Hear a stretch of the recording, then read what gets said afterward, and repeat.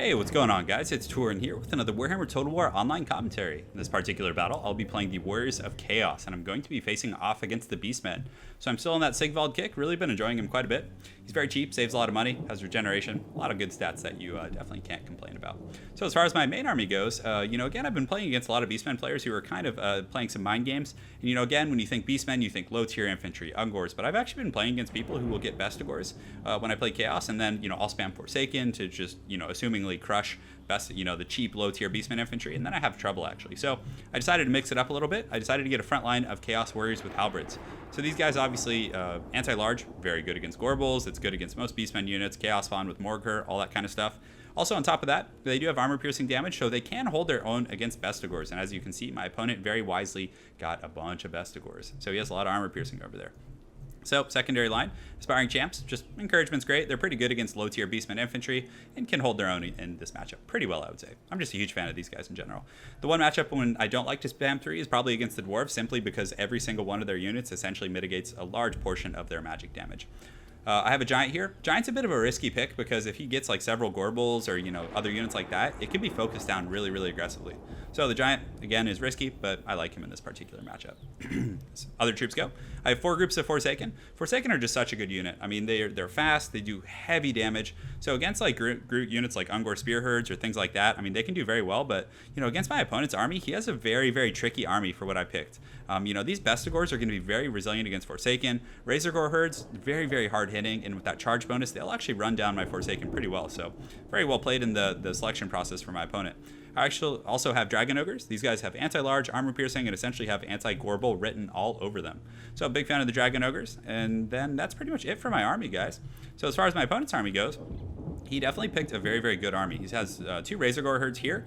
Let's see what else he's got. He's got a Gorbal. He's got a whole front line of Bestigors, which is very good. And, of course, Morkur, the Shadow Gave, just an absolute raid boss. Then he has Ungor Spears in the back, probably just to deal with Cav or Manticores. Like, if you land a Manticore and you just send some, fodder Ungors at him, they'll do pretty well. On top of that, he does have Lore of Death, which is pretty cool. It looks like he just has Spirit Leech, and then he also has the Scroll. Let's go ahead and check that out. I always forget what that is. It's kind of hard to, get that. There we go. So, Scroll Shielding. So, pretty good stuff. And then, lastly but not least, he does have Minotaurs with great weapons, which I actually like. And again, another good unit against my Giants, pretty good against my Dragon Ogres, and all that kind of fun stuff. So, without further ado, let's go ahead and get started. So this is a pretty cool map. We just get this nice hill to engage on. You can see both of us are playing fairly headstrong armies where you're just going to advance and go balls deep and, just have a good time, guys. So we're getting in there. The Chaos Warriors are going to charge. They have a pretty low charge bonus of 10, whereas Bestigors have 32, so he's definitely going to get the better exchange here. And the Bestigors, on paper, will outclass the Chaos Warriors, unfortunately. But they're going to charge in there and do their best, and it should be an okay situation considering I have Aspiring Champions as well as a Giant. So that Giant in the front line is going to be very, very scary once it gets in there. So you can see it just marches through a few units, and hopefully it'll club someone here in a moment. Looks like it wants to throw first. So very good stuff. You can see Prince Sigvald in here, and I really like Prince Sigvald. Him and the Giant are a pretty good tag team here. They're going to start working on Morkur, and he has I believe, magic resistance. So against factions like the Wood Elves, it can feel like it takes like 2 hours to kill him. But against the Chaos with Sigvald and this Giant just doing a ton of physical damage, it's going to be really good. Unfortunately for me in the flanks, my opponent was able to outmaneuver me with these Bestigors. He was able to capture these Forsaken pretty hard. Now, Forsaken are fast, but I believe these guys are a little bit faster. Let's go ahead and see. So they have 70 speed. Yeah, and I wasn't able to outrun them. But thankfully, I was able to sneak a group of Forsaken through the pocket, and they're just going to demolish these low-tier infantry. You can see the Ungors immediately take 15 casualties, 20 casualties almost immediately. Their numbers are tanking extremely quickly, so that was a good situation. But still, I would say my opponent got the better of that trade, having essentially eradicated an entire group very quickly. In the front line, though, my Chaos Warriors were able to crumble a lot of his troops, and this Giant and Sigvald and all these other guys here crumbled that Bestigor line really, really fast. So that was a great situation for me. Over here in this particular flank, we have a whole nother wild battle going on. So we have some Dragon Ogres and Forsaken who were able to actually catch some of his units off guard. So I was able to get a Gorbal isolated here. He does have some Minotaurs, but you can see they're taking massive damage. And he did use a Scroll of Shielding to give them 22% damage resistance. But I have Halberdiers, I have Forsaken, I have Dragon Ogres, just a bunch of units over here that are trading very, very effectively. You can see these Minotaurs going down pretty badly.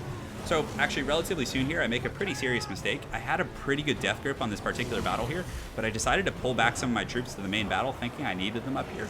And that gave him a bit of a chance to, essentially keep his Gorbal alive. So you can see I'm pulling away my Forsaken and just leaving some beat up Halberdiers as well as some beat up Dragon Ogres to fight. So we will see how it turns out.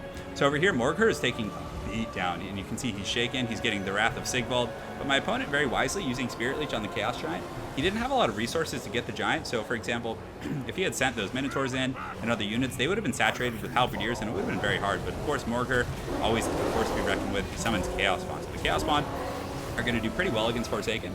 But again, on that same note, Chaos Spawn only have 15 armor and pretty low melee defense, so the Forsaken are going to do a pretty good job fighting them. So you can see the Chaos Spawn going down relatively quickly. They haven't lost any models yet, but their HP is almost at half life, so definitely a very tough situation. I did get Morker, and at this point I honestly thought I had a pretty good grip on the game. But unfortunately, Morker does regenerate, so you can see his HP coming up quick, and he is nowhere near his healing cap. He also still has another charge of the Stab of Ruinous Corruption, and his second charge of the Chaos Essence, which I believe are the Essence of Chaos, or whatever it's called. So you can see the Chaos Spawn in here coming in, and he got a nice cast on that and was actually able to destroy one of my groups of Halberdiers pretty aggressively. So he has a group of Vestigors here that are still eager, and this Aspiring Champion is the last of his troops over here, so excuse me. Long day. I was actually coaching some basketball, so I lost my voice a bit.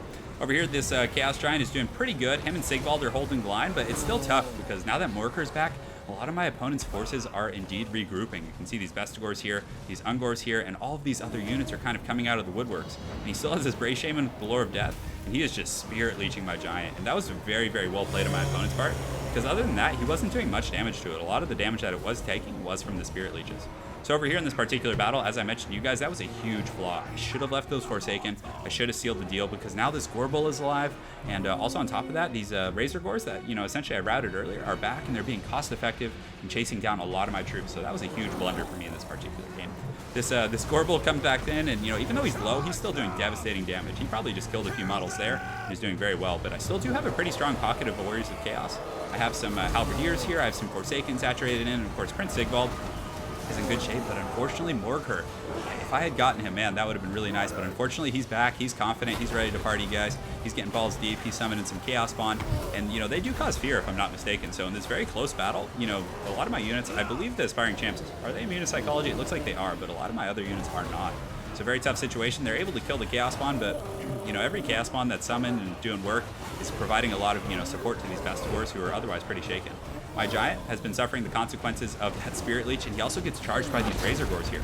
So the Giant is pretty low armor unit, so the armor piercing damage of the Razor Gores isn't going to be that substantial, but still, it was so low, they were able to kill it. So that was a really, really bad turning point in the battle.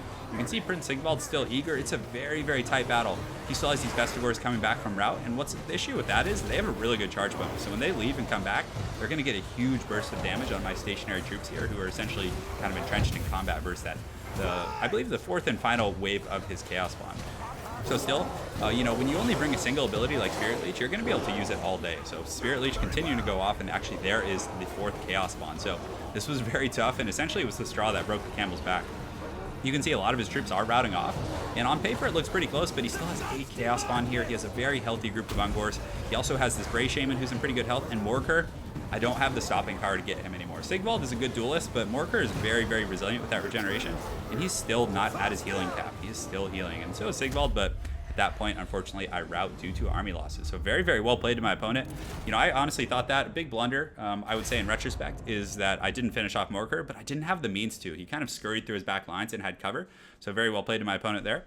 And secondly, I let that Gorbel and those other units down there live. I should have kept the Forsaken down there because I already had a pretty good grip on the center flank. I really needed to kill that Gorbel because when that came back, got a charge, started hammering on my Giant. That was very bad as well, but you can see the Forsaken performed okay. 2 of the groups got outperformed pretty badly. The Giant did good, and the Dragon Ogres did really good at actually killing the Minotaurs, even though you didn't really see that reflected in their kills. Halberdiers, I like that choice for the front line. It gave me some flexibility in dealing with Gorbels and other units like that, even though he didn't bring a lot of them, but still, I like the pick overall. My opponent's army, the Vestigors did well, Minotaurs did well, but Morker was definitely the MVP. Those Chaos Spawns, even though they got killed quickly, they were taking people with them, and it was very, very tough. So very well played to my opponent, Dedokshin X. I look forward to seeing you again on ladder, and I hope you guys enjoyed that Chaos cast. Have an excellent night, and take care.